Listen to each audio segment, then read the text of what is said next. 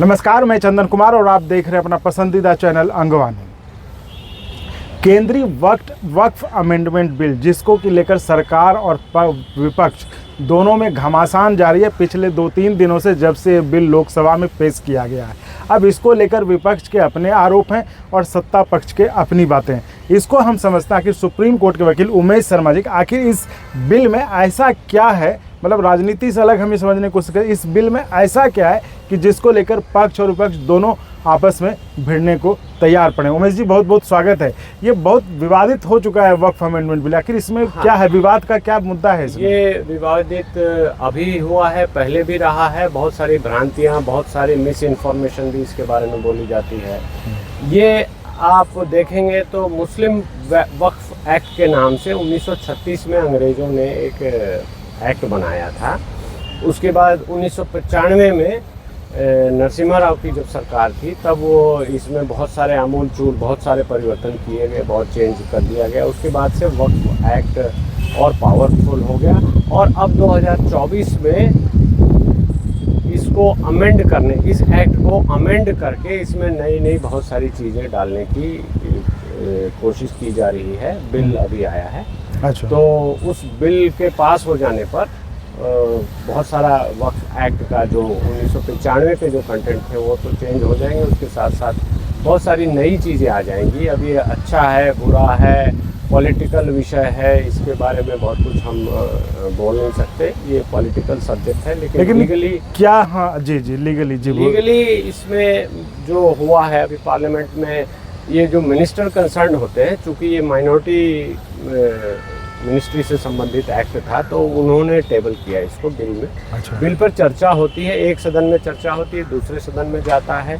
अगर वहाँ से पास कर दिया गया तो, अगर उसको रिजेक्ट वहीं पे कर दिया गया तो वो दूसरे सदन में नहीं जाएगा। और पास हो जाने के बाद दूसरे सदन में जाता है। दूसरे सदन में जाने के बाद वो फिर उस सदन के हिसाब, वहाँ से भी अगर पास हो गया तो ये बिल महामहिम राष्ट्रपति के पास जाता है कि अभी बिल एक्ट बना दिया जाएगा और इस पर आपके हस्ताक्षर हो जाएंगे। तो महामहिम राष्ट्रपति जब हस्ताक्षर करते हैं तब एक बिल जो है वो एक्ट का रूप ले लेता है, कानून बन जाता है। उसके बाद उसकी अधिसूचना होती है। ये तो एक सामान्य प्रक्रिया है।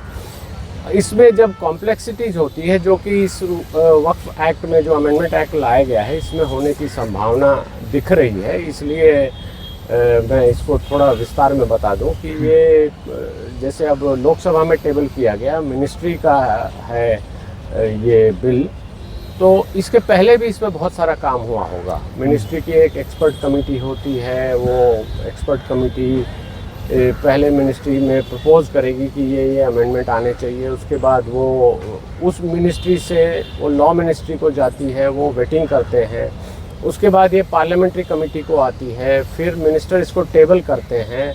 और अब कल एक नया ट्विस्ट आ गया कि ये जॉइंट पार्लियामेंट्री कमेटी को रेफ़र हो गया। तो जॉइंट पार्लियामेंट्री कमेटी अब इसमें क्या इस पर रिकमेंडेशन देगी, कुछ नहीं पता। लेकिन वो कानून, हमारे जो संविधान कहता है, वो ये कहता है कि जेपीसी की जो भी रिकमेंडेशंस है उसको मानने के लिए सरकार बाध्य नहीं है। तो अगर मान लीजिए इस एक्ट में हम मानते हैं कि जेपीसी जो जॉइंट पार्लियामेंट्री कमेटी है वो कहती है कि ये गलत है, ये सब गलत है, इसको बदलिए, ऐसा कीजिए, ऐसा कीजिए। हालांकि ऐसा होता नहीं है, क्योंकि आप एब्सोल्यूट मेजॉरिटी जिस भी पार्टी को होती है, जेपीसी में भी उसका अपर हैंड हो जाता है, क्योंकि जेपीसी भी एक उसी का रेप्लिका है।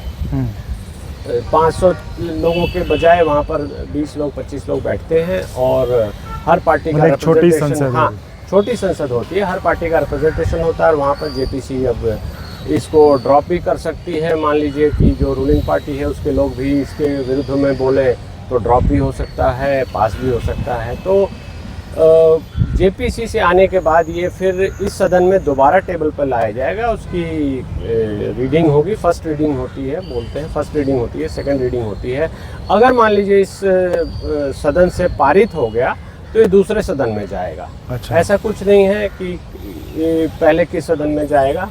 जिस सदन में टेबल इसको जिस मंत्री ने किया है वहाँ कर सकते हैं। इसको लेके प्रावधान कुछ नहीं है और रूल्स भी इसको लेके बहुत साइलेंट हैं। तो इसके बाद लोकसभा में टेबल हुआ है, अगर यहाँ से ये पास हो जाएगा तो राज्यसभा जाएगा, राज्यसभा में भी इस पर चर्चा होगी, कोई अमेंडमेंट्स हैं, कुछ हैं। अगर मान लीजिए कोई गलती इसमें पॉइंट आउट, कोई बहुत बड़ी गलती पॉइंट आउट कर दी गई है, कुछ भी आ गया है, कोई डिस्कशन में एक सहमति बनती है कि इसमें ऐसे ऐसे अमेंडमेंट कर दिया जाए, तो फिर वो चला जाएगा एक्सपर्ट कमेटी को, वो उसमें अमेंडमेंट करेगी। उसके बाद फिर से ये लोकसभा में पारित टेबल होगा, डिस्कस होगा, पारित होगा, फिर राज्यसभा जाएगा, वहाँ भी डिस्कस होगा, वहाँ के अमेंडमेंट होंगे, उसके बाद पारित होगा। और जब दोनों सदनों से ये पारित हो जाएगा तब महामहिम राष्ट्रपति के पास जाएगा। जैसा कि मैंने पहले बताया कि फिर ये बिल कानून का शेप ले लेगा, एक्ट बन जाएगा। विधेयन की ये प्रक्रिया है हमारे संसद की। मोटा मोटी तौर पर इसको लेके जो अब इसके कंटेंट क्या है, सही है, गलत है, राजनीतिक रूप से किसी धार्मिक